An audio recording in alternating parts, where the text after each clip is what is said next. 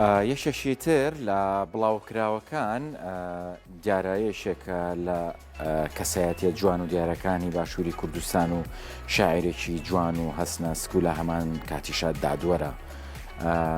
بەڕێز خوبادی جەلیزادە لە ئێستانیەتین کتێبی خۆی بڵاو کردوەوە بە ناوی لە گەڕەکی باڵندانە ماڵەکەم. ئەمە نوێترین بەرهەمێتی کە بڵاوی کردوێتەوە لە دیارە چەند شارێک پێک هاتووە لە دووتوی کتێبەکە بڵاوی کردوێتەوە. بەڕێز خوباتی جەلیزادە هەمووان لە دوور و نزیک ئەیناسین کە یەکێکە لە قەڵەمە بە بڕشتەکانەوە وەک خۆیڵێت هەر لە دەستپێکی خوێندنەوە خولای خوێندنەوە و عشقی بۆ ئەدەب و بە تایبەتیش بۆ شەعر هەبووە.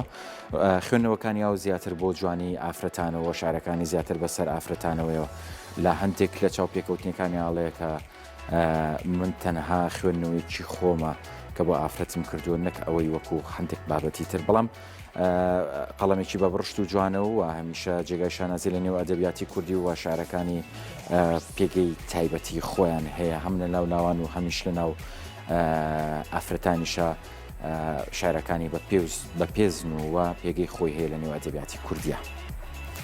لاگەڕێکی باڵندانە ماڵەکەم لە نووسینی خوبادی جەلیزادە کتێبی لاگەڕێکی باڵندانە ماڵەکەم بەرهەمێکی شعری ناوازەی نووسەر خوبادی جەلیزادەیە. شاعیر و دادوەر خوبادی جەلیزادە لە شاری کۆی لەدایک بووە.